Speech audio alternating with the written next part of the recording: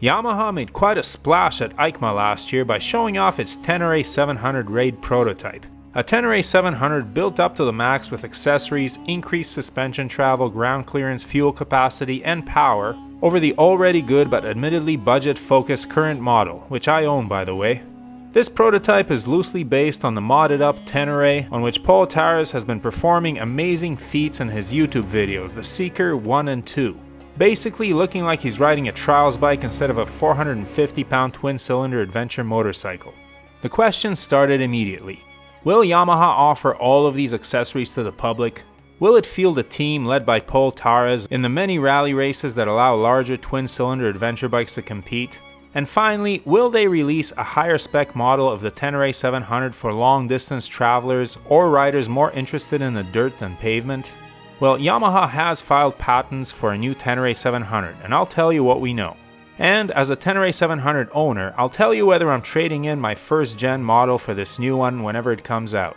And as always, if you're enjoying the content, consider helping the channel game the YouTube algorithm by subscribing and hitting the like button. It really does help with YouTube recommending these videos to more viewers.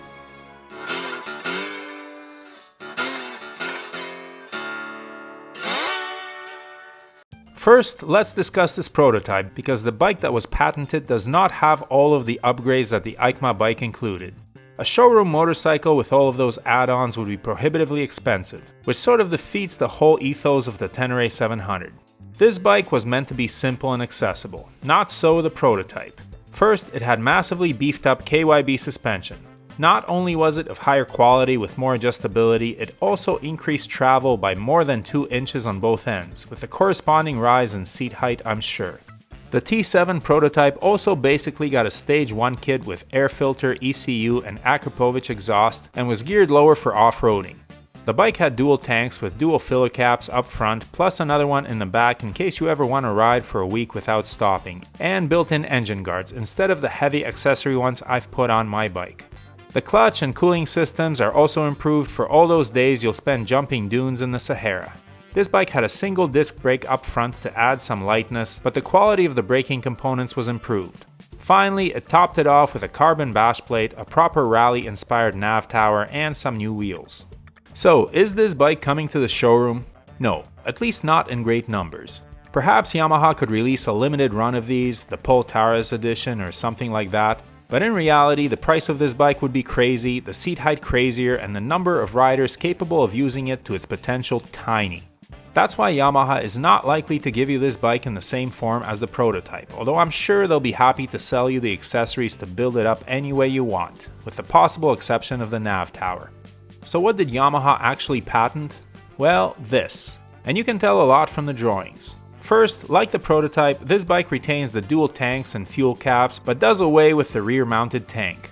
Capacity is not known, but the BMW F850 GSA, the longer-range variant of the GS, has a 23-liter tank, and the Honda Africa Twin Adventure Sports carries just under 25. Expect this long-distance Tenere to be shooting for the same territory. Furthermore, we can see the integrated engine guards as well, important if you're going to ride the bike like I do. We can see that the tank and fairing are wider, and there's considerably more weather protection than is offered on the current model. The bike pictured here seems to have the same brake setup as the standard T7, and the suspension does not look as tall as the one on the EICMA prototype. Perhaps it would be good of Yamaha to use stiffer springs given the weight of the extra fuel, but we won't know that until the official reveal. The suspension is likely to be of similar quality to the current one. The muffler looks stock, and there appear to be no engine mods on this model. Other things I notice? The bash plate looks larger than the one on my bike, and the seat extends further up the tank. Hopefully it's more comfortable than the plank on my T7. With extra fuel capacity, butt comfort will need enhancing. However, if you're inseam challenged, you should be aware of the fact that a cushier seat will also raise the seat height. Yamaha offers factory lowering options for the standard model, which should fit on this one just fine. So the patented bike looks very much like a standard Tenere 700 with some extra protection and more range, but without the engine or suspension mods that would make it significantly better off-road. That makes sense. BMW and Honda offer standard and larger tank versions of their adventure bikes, and the bigger bikes are not better on dirt. Far from it, they're worse because they're heavier. I hope that this new T7 variant doesn't turn out to be just a chunky pavement muncher with impressive range. Of course, if you want the optional suspension and Stage 1 mods, you can buy them, but I have a feeling that those will cost a pretty penny, especially the KYB forks and shock. And even with the extra bits, you're not likely to ride the bike like Poltares, and if you can, hats off to you. One thing I can say with confidence is that the standard T7 is the most comfortable bike to ride while standing. It may be just the way I'm built, but it fits me perfectly, and I worry that a bigger tank may throw off that perfect riding position. A lot of Africa Twin riders have commented that the standard AT is much more comfortable to stand on than the Adventure Sports because that huge tank sits where your knees should be. So when will this bike be introduced? No idea, but I can't imagine it will take too long. This is just a variant of the existing model and will not require a ground-up redesign. Seems like Yamaha should be able to use the same frame and drivetrain and dress it up with a few different parts. On the other hand, seeing how long the T7 took to come to market, and given current supply chain issues, maybe you shouldn't hold your breath. Price is also unclear, but expected to cost more than the standard T7 given that it has extra goodies. Hopefully it's not extravagant. So, am I trading in my T7 for this new one? No. I don't need a larger tank and I like the way I've set up my bike. It's not worth it to trade up, especially with this new bike likely to weigh more. The better suspension of the prototype is intriguing, but I'm sure I could put that on my current Tenere too. And quite frankly, I don't need it. I'm no Poltares.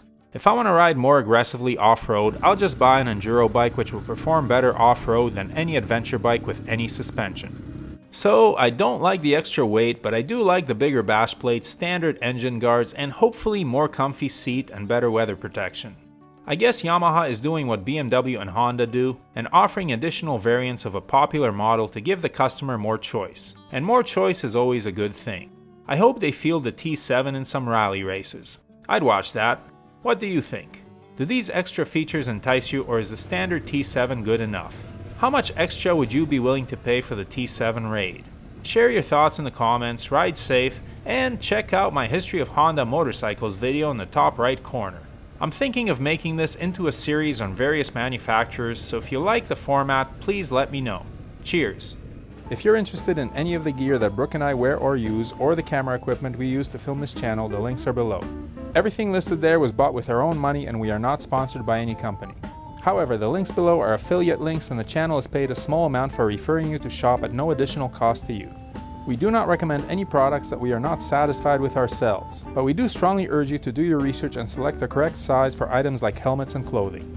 As always, thanks for watching, your support is greatly appreciated.